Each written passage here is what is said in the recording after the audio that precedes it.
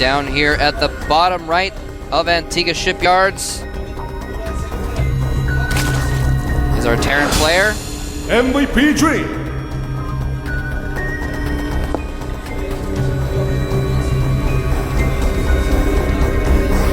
And over here on the right side of the map is our Zerg player.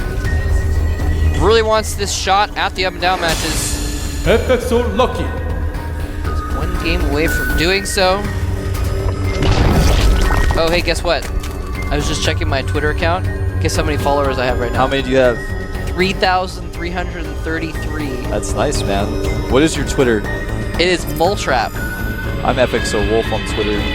I don't know exactly how many followers I have. It's not as cool as yours, though. I haven't reached 5,000 followers yet, but I'm actually approaching 2,000 tweets. Let me try to coincide my 2,000th tweet with my 5,000 followers. So your 2,000th tweet will be in celebration of your 5,000th follower? Maybe something like that. Try to make that work somehow. Follow us on Twitter. Follow GomTV on Twitter as well. GomTV posts all sorts of updates on scheduling. Yeah. And special events, anything like that. So even though I work here, sometimes I find out stuff first from the GomTV Twitter. Yeah, man. It's actually how things go. Whoever updates that GomTV Twitter, he's actually the guy who controls everything. He's like sitting on this big chair. He controls our perception of reality. Dream building his barracks at the top of his ramp here. We got gas first coming out after the hatchery from our Zerg player Lucky. Yep, let's get that gas ASAP.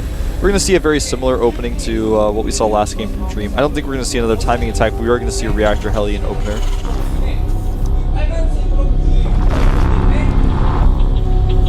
Makes a lot of sense. It does make a lot of sense. Now, the reason why I'm so certain it's a Reactor Hellion, for those of you guys who are maybe newer to StarCraft or don't understand the power of the Reactor Hellion opening, it's such a safe opening for Terrans to do. You can do damage with it, but it forces spines, which are very expensive, and of course each spine that is made is one drone lost.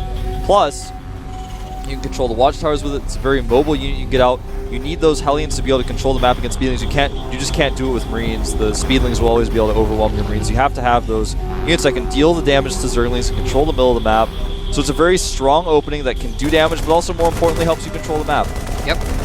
And you can pretty much tell that that's what he's doing. Aside from the fact you can almost assume that's what Terrans are going to do against Zerg these days, he's building that factory right next to the barracks. So that means he wants it nearby so he can switch it a lot faster.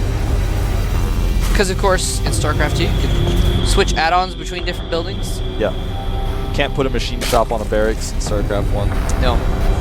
I actually really like that mechanic. I think it's really cool. It allows for people to do some clever stuff. It was my favorite thing about actually my favorite thing about StarCraft 2 when the videos first came out was that you could lower depots. I was like, what? As a Terran player in StarCraft 1, man. It's so true. Because that's what you use your depots for 9 times out of 10 anyway, was blocking stuff, right? Yeah. SCVs can get in and... I can't tell you how many times I thought it was time for me to move out, so I lifted up my barracks, and then the Zerglings came in, and I was like, well, I guess I lose now. Yep. That's my reality. That's what StarCraft 1 was like. Yeah, that's exactly what happened. And then, of course, you can't land it, so you can't even build more Marines.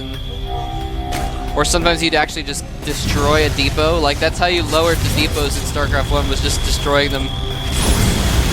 Yeah, man, that's actually what you had to do.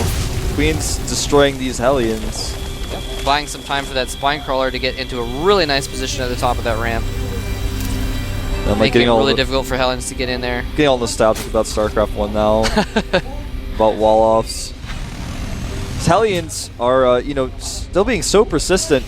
This is something I'm really critical of a lot of Terran players with their Hellions. Yeah, sometimes if you can sneak by the spine, that's fine. You can get in there and do some damage. But if you keep poking, it's almost as if he's checking to see if the spine's still there. It's like, yeah, it's still there, man. Every time you do that, your Hellion takes a hit.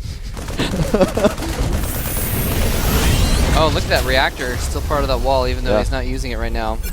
Raise those depots right on time. Yeah, for those of you that didn't play StarCraft 1, walling off was really finicky. Yeah. Here's the thing. It would be different, like, if your barracks was above the depot, it would be a complete seal, and if it was below the depot, it wouldn't be. Yeah. So stuff like that. There's always that game you're playing against a bad pro who wants to send his zealots into your base. Hold that thought. These Hellions are going to do battle with Roaches. They need to go home. The Zealots, man. You think your wall off is tight and the first Zealot comes in, and you like have to micro your heart off? It just walks like all the way around the side of your wall, and you're like, I built that depot up against the side of the map. It wouldn't let me build it any farther. Why is there a gap? Will you micro your heart off with your Marines and your SCBs before your Vulture gets out, and then you're like, all right, I got this, and then the second Zealot comes in, and you're like, oh, no.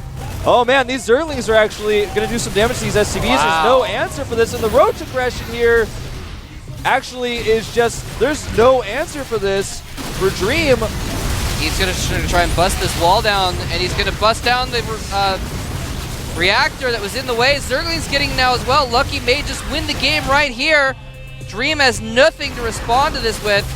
He's actually just canceling all these bunkers he was trying to desperately build. GG. And GG. Yeah, Lucky actually, he made those Roaches, and I didn't think anything of it at the time because I was like, well, yeah, we were too busy like reminiscing about buildings, and I was like, oh, well, he made Roaches, but he'll respond to it. I thought, well, Dream's seen this with the Hellions. Surely he'll have bunkers up in time, but he actually didn't start making bunkers until the Roaches were on top of his base. Yeah. And that is that, man. Lucky with a quick 2-0 against Dream. The first game, you know, he held off all ins, and then the second game was like, well, I'm just going to do a timing attack, and for some reason, you actually just aren't going to react to it, and I'm going to win. And Moltrap and Wolf are going to talk about StarCraft 1 and ignore the Roaches because we're like, well, he's making Roaches, he's going to get aggressive, but the bunkers will be up. Okay, 6 Roaches, but he'll have Marauders or tanks or something in a bunker. Well, he'll have bunkers up. He should have bunkers up. He sees them with the Hellions. He should be making those bunkers, but he wasn't. He was like, my Hellions can buy enough time. No, they can't. And the Zerglings, though, going in ahead of the Roaches, that was a really smart move, too. He really was able to kind of break that, really crack that first door really quickly, kill off those initial Marines, make sure the SCVs couldn't escape as easily. Got the Marauder there. And there were just not enough units up for Dream. You know, he played everything pretty safely with his expansion, except that he didn't have those bunkers up in time. And he actually had enough time. I know it was close positions on Antigua. It's not, you know, it's not like the furthest rush distance in the game, but he actually had enough time to make those bunkers. Anyway, guys, we're going to take a 5-minute break, so don't go anywhere.